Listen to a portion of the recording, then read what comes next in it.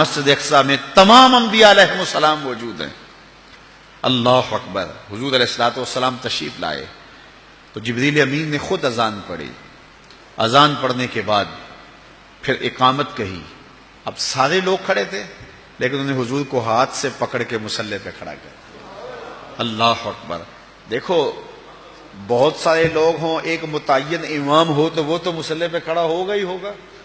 اب آپ سارے لوگ آئے ہیں تو میں نماز پڑھا دوں تو میں تو پڑھاؤں گا، یہ تو کوئی کمال نہیں نا۔ کمال تو بنتا جب سارے علماء ہوں، پھر پتہ چلتا ہے کون مصلی پہ کھڑا ہوتا ہے۔ اب سارے ہی نبی ہیں، اللہ اکبر۔ ان میں نوح نجی اللہ بھی ہیں، ان میں موسیٰ کلیم اللہ بھی ہیں، ان میں عیسیٰ روح اللہ بھی ہیں، آدم صفی اللہ بھی ہیں، حضرت یوسف علیہ السلام بھی چراغ حسن لیے کھڑے ہیں، صفیں بنی ہوئی ہیں۔ اب پتہ چلے گا نا مصلی پہ کون کھڑا ہوتا ہے۔ فقہی اصول کیا ہے مصلی پہ؟ احق بالامام عالمہم بالسنہ۔ جو جب سارے لوگ پڑھے لکھے ہوں تو پھر امامت کے مصلی پہ کون کھڑا ہوگا؟ ہمارا فقہی اصول یہ ہے کہ جو سب سے بڑا عالم ہوگا وہ مصلی پہ کھڑا ہوگا۔ تو پھر جب سارے نبی کھڑے تھے اور وَعَلَّمَ آدَمَ الْأَسْمَاءَ كُلَّهَا کا تاج بھی سر پہ رکھے ہوئے تھے، لیکن مصلی پہ حضور آئے، اس بات کا اعلان ہے صف انبیاء میں سب سے بڑا عالم ہے تو آمنہ کا لال ہے۔ اچھا سارے اگر عالم ہوں تو پھر امامت کا حقدار کون ہوگا؟ ثم اورعہم، جو سب سے متقی زیادہ ہو وہ مصلی پہ کھڑا ہو۔ اللہ اکبر۔ اب ہزار مہینے تک جو ہے وہ عبادت کے لیے کھڑے ہونے والے انبیاء بھی موجود ہیں، لیکن مصلی پہ کون کھڑا ہوتا ہے؟ حتی تتورم قدما، وہ محبوب کہ جب وہ مصلی پہ کھڑا ہوتا ہے رب کہتا ہے چادر اوڑھنے والے محبوب ساری رات جاگا نہ کر، کبھی سو بھی لیا کر۔ اس محبوب کو مصلی پہ کھڑا کر کیا جا رہا ہے۔ اچھا اگر سارے متقی ہوں تو پھر امامت کا حقدار کون ہوگا؟ ثم اقرأہم، جس کی قرات اچھی ہو، جو پڑھتا اچھا ہو۔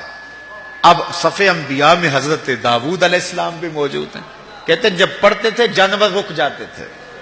اللہ اکبر۔ اللہ نے ان کو جو لہجہ دیا ہوا تھا، لیکن مصلی پہ حضور کو کھڑا کیا جا رہا ہے، اس لیے کہ حضرت ابو موسیٰ عشری رضی اللہ تعالیٰ عنہ فرماتے ہیں فجر کی نماز تھی، حضور تھے، سورہ والضحیٰ کی تلاوت تھی، ابھی تک نشہ ہی نہیں اترتا۔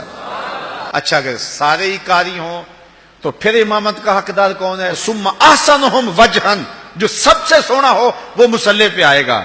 اب یوسف بھی صفوں میں کھڑے ہیں علیہ السلام، انبیاء بھی صفوں میں کھڑے ہیں، وجیہ اللہ بھی صفوں میں کھڑے ہیں، ہر نبی اللہ کا سونا ہوا ہے، لیکن حضور مصلی پہ کھڑے ہیں۔ حضرت یوسف کو اعتراض نہیں ہوتا، وہ جانتے ہیں میں حسین ہوں تو یہ آسن ہے، میں جمیل ہوں تو یہ اجمل ہیں، میرا حسن ان کے حسن کا پرتاؤ ہے، تو اس لیے حضور مصلی پہ کھڑے ہیں۔ اچھا یہاں ایک بات اور بتاؤں گا اگر آپ کی توجہ ہو، یہ جو میں نے آپ کے سامنے ضابطہ بیان کیا ہے یہ استحبابی ضابطہ ہے، اس کے برعکس بھی ہو جائے تو نماز ہو جائے گی۔ بڑا سونا جمیل حسین پیچھے کھڑا ہو اور کالے رنگ کا جو ہے وہ نقوش بھی خوبصورت نہیں ہے آگے کھڑا ہو تو نماز ہو جائے گی، کوئی حرج نہیں ہے۔ اچھا قاری پیچھے کھڑا ہو، کم درجے کا قاری مصلی پہ کھڑا ہو، نماز ہو جائے گی۔ بڑا پڑھا لکھا عالم دین پیچھے کھڑا ہو، کم درجے کا عالم آگے کھڑا ہو، نماز پھر بھی ہو جائے گی۔ انتہائی تہجد گزار شب زندہ دار پیچھے کھڑا ہو لیکن آگے کھڑے ہونے والا تہجد گزار نہیں بھی ہے لیکن متقی ہے، پھر بھی نماز ہو جائے گی۔ یہ استحبابی ہے کہ یہ ترجیح ہونی چاہیے، لیکن اس کے برعکس بھی ہوگا تو پھر بھی نماز ہو جائے گی، حرج کوئی نہیں۔ لیکن ایک وصف ایسا ہے، ایک ترجیح ایسی اگر وہ نہیں ہوگی تو نماز ہی نہیں ہوگی، اور وہ کیا ہے؟ جنسی تفوق۔ اس کی ایک مثال میں آپ کے سامنے رکھتا ہوں۔ ماں افضل ہے یا بیٹا؟ ماں۔ پھر ماں قاریہ بھی ہو بیٹا قاری نہ ہو، ماں عالمہ بھی ہو بیٹا عالم، ماں حافظہ بھی ہو بیٹا حافظ نہ ہو، اور ماں متقیہ بھی ہو بیٹا متقی بھی نہ ہو، اور ماں سب سے زیادہ پڑھی لکھی ہو اور بیٹے اس درجے پہ نہ ہوں، اور پھر ماں ہونے کے ناطے سے شرف بھی ہے۔ اب گھر میں بیٹے کوئی ماں کے پاؤں دبا رہا تھا، کوئی ماں کے کندھے دبا رہا تھا، کوئی ہاتھ چوم رہا تھا، چلتے چلتے اذان ہو گئی، باہر شدید بارش ہو رہی تھی، پروگرام بن گیا گھر میں نماز پڑھا لیں۔ مصلی پہ کون کھڑا ہوگا؟ ماں یا کوئی بیٹا؟ افضل کون ہے؟ ماں۔ قاریہ بڑی کون ہے؟ عالمہ بڑی کون ہے؟ لیکن پھر ماں کو مصلی پہ ہونا چاہیے۔ کیوں ماں مصلی پہ کھڑی نہیں ہوتی؟ ایک وصف ایسا ہے جو ماں میں نہیں، اور وہ کیا ہے؟ جنسی تفوق اس کو حاصل نہیں ہے۔